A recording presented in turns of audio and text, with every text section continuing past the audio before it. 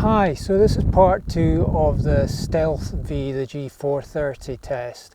Done it inside and I've given you my thoughts on it. I did threaten that I would never do an outside test. This is slightly different, hitting off a tee, so I'm safe, reasonably safe. This is the 9th at the North Berwick East Links Glen Golf Club, and it's 185 to the flag and it's into probably about a 10-mile-an-hour wind, so it's not possibly the best conditions to try this 7-iron out. I've only got 7-iron demos.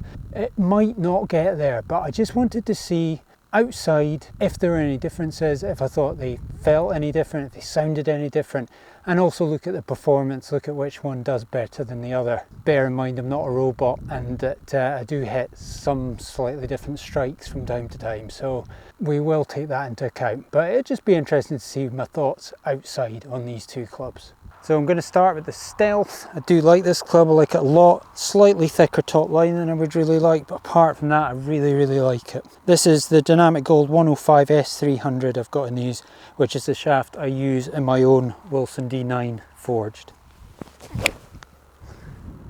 Decent shot, straight, short by quite some margin. Reasonable shot again. Nice feel, nice sound off these irons, but they're just coming up short. I can get one a bit further, a bit lower maybe. Not as good a strike, but still quite well hit. Not interested, oh, that's got quite close. Didn't feel that bad off a bad strike, so I was quite impressed with that. Decent hit again, straight. Don't know what's gone wrong here. Hitting the ball straight, and I'm starting to get closer. Starting to get close to the green. Bit thin again, bit clean, bit straight. Oh, closer again to the green.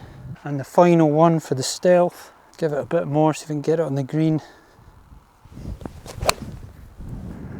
Decent hit again. Just left, not quite on the putting green. So G430 now. Personally don't like the look of this quite as much just because it's got a tiny bit of offset, but I do like the finish. Really classy, nice looking club. And if you don't mind that tiny bit of offset, which isn't that much, it's brilliant. And the top line's quite thin as well, so it's not bad at all. This again is that Dynamic Gold 105 S300. Decent shot, a bit higher than the Stealth, what it felt like. Oh, it nearly got there. Wow. I wasn't expecting that to get further than the other strikes I hit with the Stealth. Bit of ground on that one, not too bad, a bit short. First one was surprising. Wee bit clean, straight again, yeah, bit short. 3 to go. That's the worst one of the lot. That was thin and a little bit out to the right. See if we can get a good one again, see if we can get one on the green. Just that clean, slightly out to the right shot again. Not as bad as the last, but I think it might have made the fairway, it might have made the greenside bunker, which is the first one that's got that far. Oh, long way left. It just tried not to hit it thin and right this time. Oh, that's a long way left. Whoa. Okay, so we'll go down to the green and see what's what. Lovely hole this. 185 into the wind with the bass rock in the background, really does look nice. You can be hitting driver here sometimes, or you can be hitting wedge depending on the wind.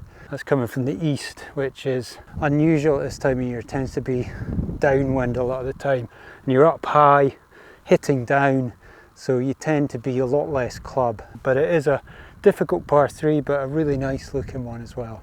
Okay, so we're down here at the green. Let's just have a look at where all the balls have finished.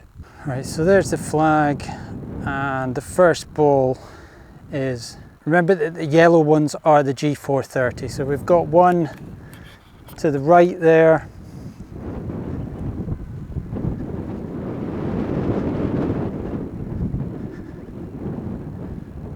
That's the furthest ball. There's a couple of white ones over there to the left of the green, which are actually equidistant as that one. You've got a couple, just one just short of the green there. Remember, that's the G430. And then the Stealth, you've got a couple back here. Now that's interesting because these two are quite a bit further back, and I didn't feel like I hit too many different strikes. So these weren't duffed, these were hit fine, but they just didn't get quite as far. My overall feeling is that the G430s have actually gone a little bit further than the Stealth, which I didn't expect to see. And I didn't especially feel like I hit them massively better than the Stealth. I kind of felt like the batch was quite similar. Didn't feel like there was a lot of difference. So to see those two back there and to see most of the G430s further up makes me start to wonder whether it is quite a strong club and possibly a little bit stronger than the Stealth. If you look at it there, you know, there's two Stealth there just short of the green. I've got two Stealth up to the left hand side. Now these ones that go left tend to be de-lofted, remember. You slightly take the loft off them when you pull them a little bit, and they go a little bit further for that reason. And the G430s are up. Anything that goes slightly right or straight wouldn't necessarily go any further than something that you pulled. So these ones that are to the right there and quite far up are quite impressive. We'll not mention the one that I nearly hit off the planet left, which you can just see over there by the rough, I think.